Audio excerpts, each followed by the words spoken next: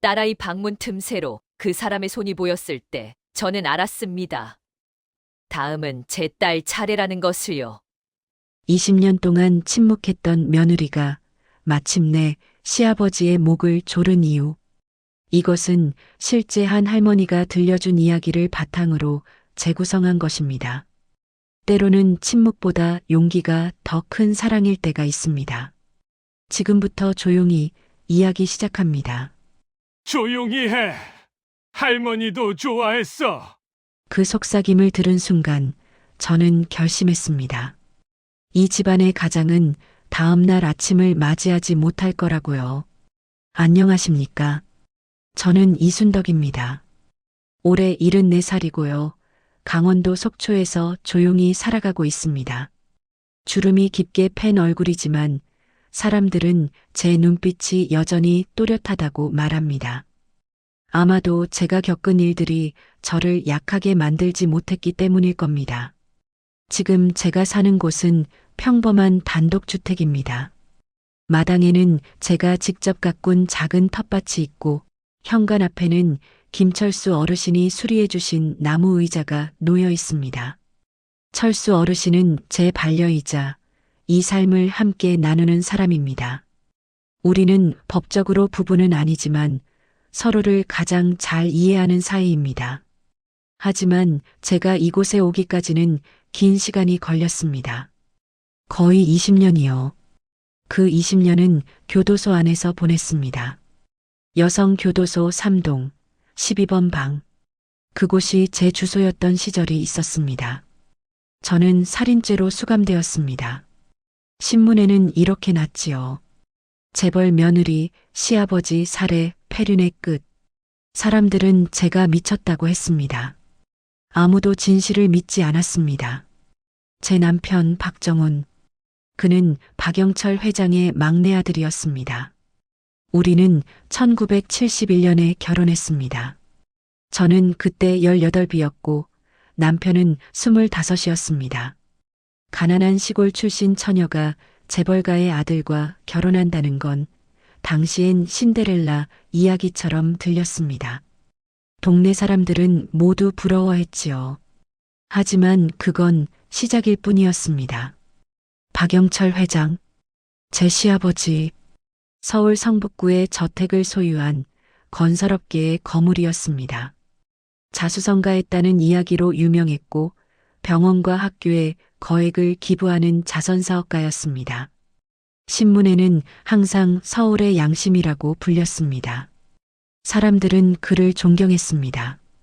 결혼 후 우리는 본관 저택 옆 별채에서 살았습니다.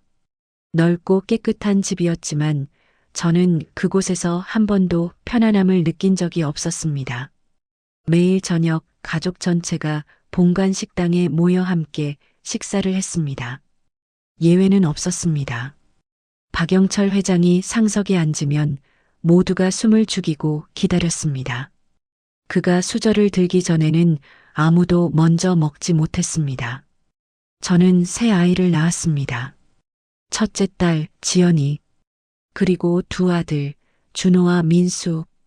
남편은 점점 집을 비우는 시간이 많아졌습니다. 회사 일이라고 했지만 저는 알았습니다. 그는 도망치고 있었던 겁니다. 1990년 어느 날 밤, 딸 지연이가 제 방으로 찾아왔습니다. 그 아이는 당시 18살이었습니다.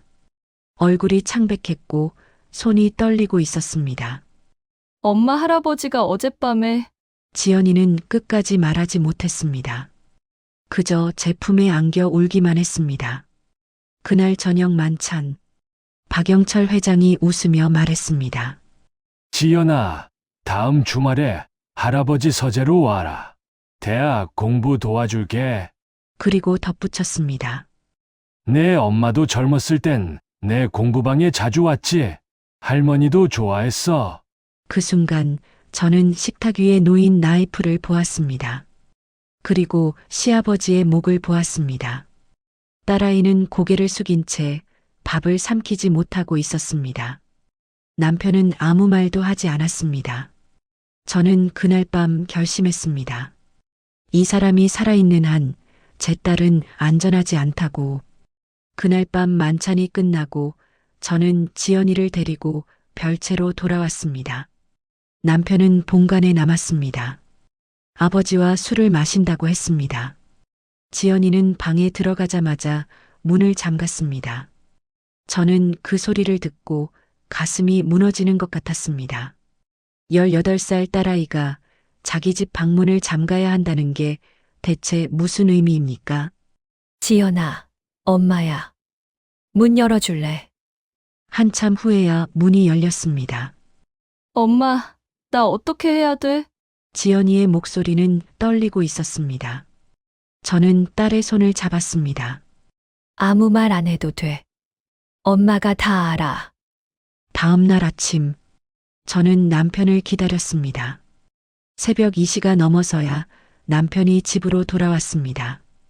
여보, 우리 얘기 좀 해야겠어요. 지금.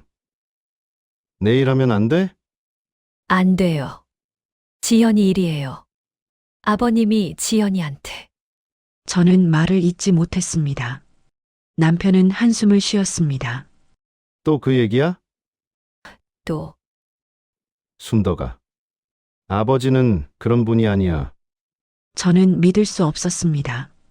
당신 아버지가 나한테 했던 일 기억 안 나요? 남편의 얼굴이 굳었습니다. 그건 오해였잖아. 오해요? 당신 아버지가 나를 장난감이라고 불렀던 것도 오해예요? 그만해! 남편이 소리쳤습니다. 당신 지금 아버지를 뭘로 만들려고 그래? 남편의 얼굴은 붉게 상기되어 있었습니다. 아버지는 수백 명을 먹여 살리고 병원에 수십억을 기부하신 분이라고? 그래서 뭐가 달라지는데요? 밖에서 좋은 사람이면 집안에서 괴물이어도 괜찮다는 거예요? 남편은 대답하지 않았습니다. 저는 그날 밤 잠을 이루지 못했습니다. 새벽 4시쯤 저는 결심했습니다. 지연이를 이 집에서 내보내야겠다고. 다음 날 아침 저는 지연이를 불렀습니다. 지연아, 부산에 있는 이모한테 갈래? 지연이는 고개를 저었습니다. 엄마, 나 도망치기 싫어. 그럼 할아버지가 이긴 거잖아. 그 순간 저는 깨달았습니다. 도망칠 수 없다는 것을요. 그날 저녁 만찬, 박영철 회장이 말했습니다. 지연아, 이번 주말에 나랑 같이 시간 보내자. 아버님, 지연이는 바빠요. 저랑 같이 입시 설명회 가기로 했습니다. 박영철 회장의 눈빛이 차갑게 변했습니다. 며느리가 감히 내 말을 거절한 거야. 거절이 아니라 제 딸을 지키는 겁니다. 박영철 회장이 천천히 일어났습니다. 내가 지금 뭘 안다고 나서는 거지? 내가 너한테 얼마나 잘해줬는데. 그게 제게 손댈 권리를 주는 건 아니잖아요. 그 말에 식탁 전체가 얼어붙었습니다. 남편이 저를 끌어냈습니다. 미쳤어? 지금 아버지 앞에서 무슨 소리를 하는 거야? 그날 밤 저는 가정부 김영자 씨를 찾아갔습니다. 영자 씨, 물어볼 게 있어요.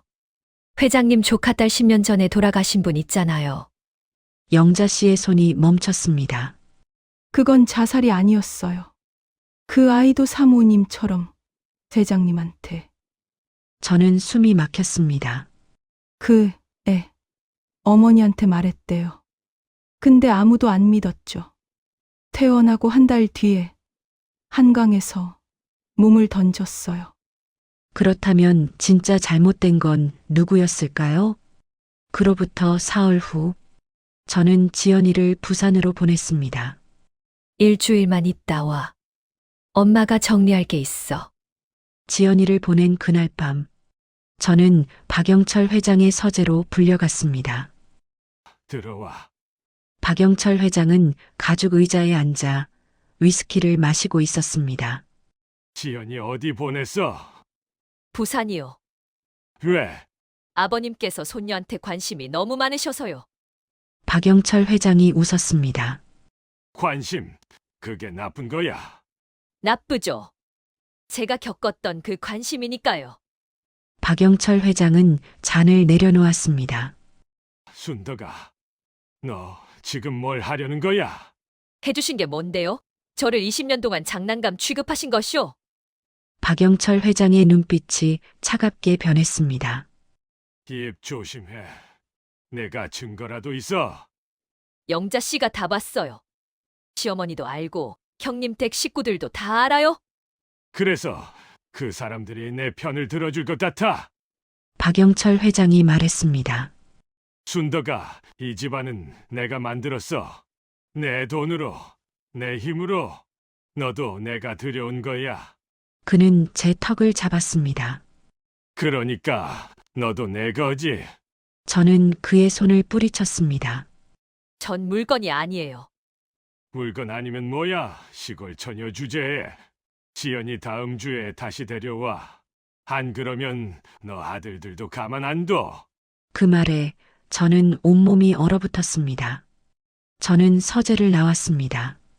계단을 내려오다가 시어머니와 마주쳤습니다. 어머님. 어머님도 아셨죠? 시어머니는 한참을 말이 없었습니다. 나도 피해자야. 50년 전. 내가 20살 때부터 그 사람은 그랬어. 그래서 가만히 계신 거예요? 살아남는 거야. 너도 그래야 해. 전 안 참아요. 제 딸만큼은 절대 안 돼요. 그날 밤 저는 영자 씨를 다시 찾아갔습니다. 영자 씨, 부탁이 있어요. 이번 일요일 만찬 준비할 때 회장님 허리띠 좀 바꿔주세요. 허리띠요? 네. 두껍고 튼튼한 걸로요. 영자 씨는 한참을 저를 쳐다봤습니다. 사모님 뭐 하시려고요? 끝낼 거예요. 이 집안의 악몽을. 일요일이 왔습니다. 가족 만찬이 시작되었습니다. 박영철 회장은 평소처럼 상석에 앉았습니다. 모두가 조용히 수저를 기다렸습니다. 박영철 회장이 입을 열었습니다. 지연이는 왜 안 왔어? 부산에 있어요. 언제 데려올 거야? 안 데려올 겁니다. 뭐, 제 딸은 이 집에 다시 안 옵니다. 내가 감히. 전 더 이상 참지 않을 겁니다. 저는 천천히 일어났습니다. 아버님이 저한테 했던 일, 조카 딸한테 했던 일, 이제 지연이한테 하려던 일, 입 닥쳐! 헛소리 아니에요. 여기 계신 분들 다 아시잖아요? 시어머니는 고개를 숙였습니다. 큰 며느리는 눈물을 닦았습니다. 남편은 눈을 감았습니다. 아무도 대답하지 않았습니다. 박영철 회장이 식탁에 나이프를 집었습니다. 그 순간 저는 제 핸드백에서 가죽 벨트를 꺼냈습니다.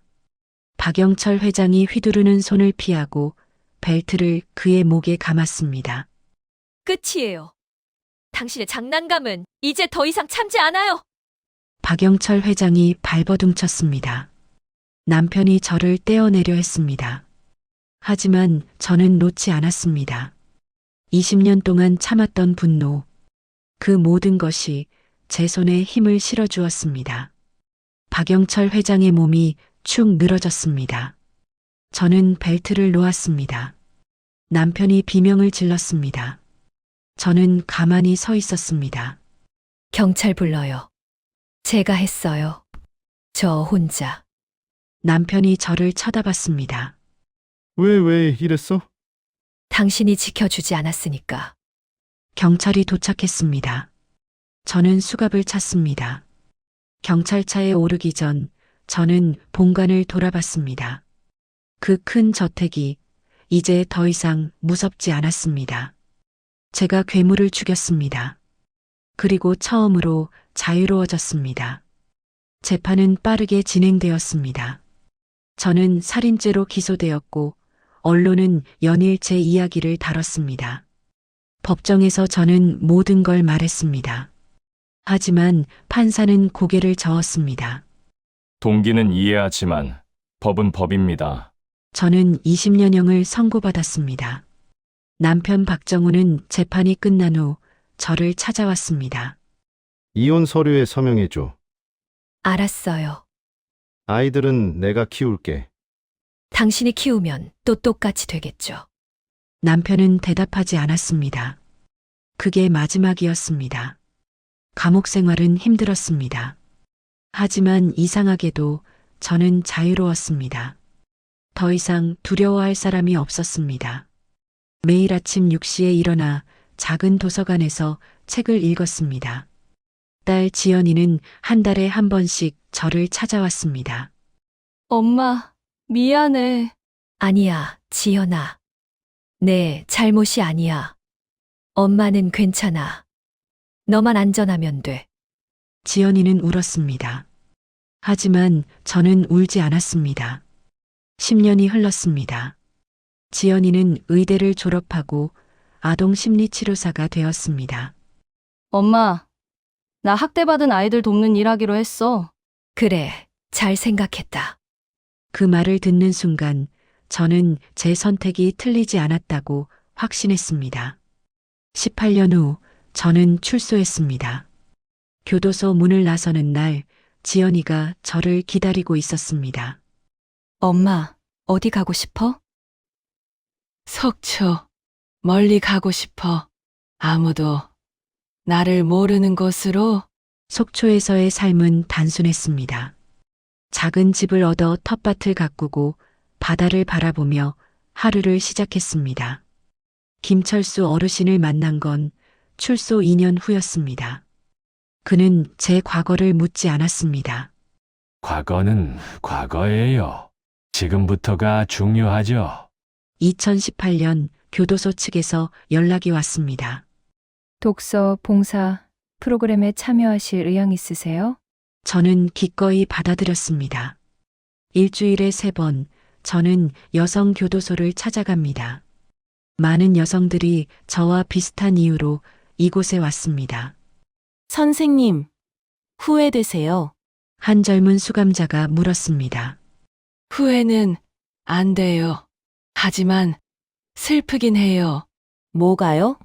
이렇게까지 하지 않으면 내 딸을 지킬 수 없었다는 게. 지금 저는 74살입니다. 손주들이 가끔 속초로 놀러 옵니다. 지연이가 입양한 딸 민서도 이제 고등학생이 되었습니다. 할머니는 영웅이에요. 영웅은 아니야. 그냥 엄마였을 뿐이야. 시청자 여러분께 이 이야기를 들려드리는 이유는 복수를 권하려는 게 아닙니다. 다만 이것만은 기억해 주셨으면 합니다. 침묵은 당신을 지키지 않습니다. 침묵은 가해자를 지킬 뿐입니다.